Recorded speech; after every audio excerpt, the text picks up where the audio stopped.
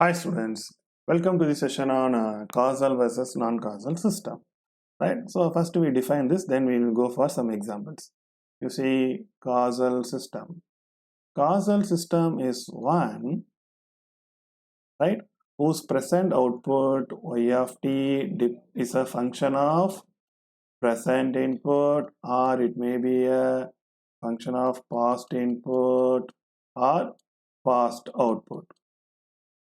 Right, that means your present output of the system depends on present input, past inputs or past outputs. It doesn't depend on future input.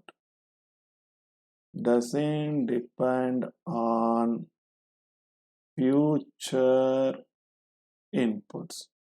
That is the definition for causal system. Whereas non-causal system is one whose present output y of t depends on, you see, again it also depends on present input, or it may depend on past inputs, past outputs. In addition to that, the present output depends on future inputs also. This is the thing which makes difference between the causal and non-causal system. Causal system doesn't depend on future inputs, whereas non-causal system depends on future inputs, right? So this is for continuous. For discrete, same logic. Y of n depends on present input, same one. X of n minus 1, past inputs, past outputs.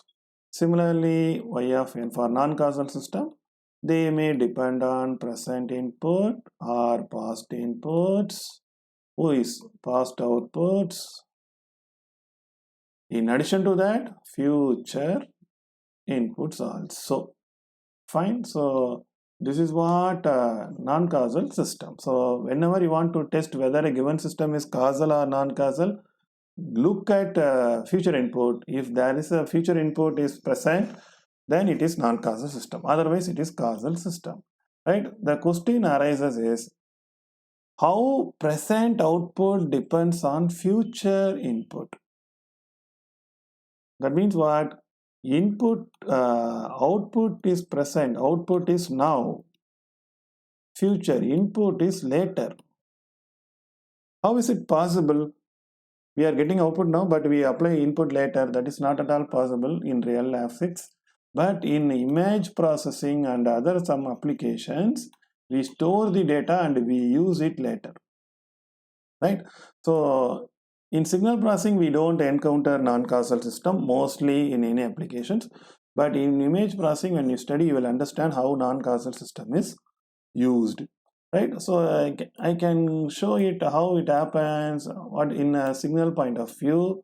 Here you see the output, it is input, the input appears, this is output. Here the output appears at T naught. Here output, this is input. Here the input, this is input, the input appears at T naught. But output appears before that. Right? Input is given in this location, in this time only. Here, this is the time the input is applied, but output, you see this output appears before input is given. So this is non-causal system. This is the way how to identify non-causal system pictorially, right? Mathematically, how to do the problems, I will put one new video for that, right? So this is the example for non-causal system, right? Output appears before input is given. That is output, present output. This is the present output. Output at this time depends on input appears in future. Present output depends on future input. Right? The best real-time analogy I can give is stock market. You see, suppose the government announces some policy that affects some sectors. What will happen? Even though the government will say that the policy will be implemented later, the stocks of that particular sector will fall down immediately once the news comes out. But the implementation of rule will be later only. So that is the best example. The input will be given later, but effect is felt now. That's what a non-causal system. Right? I hope you understand the concept clearly. If you have any doubt, please ask me in comment section. I will clarify all your doubts. Thank you.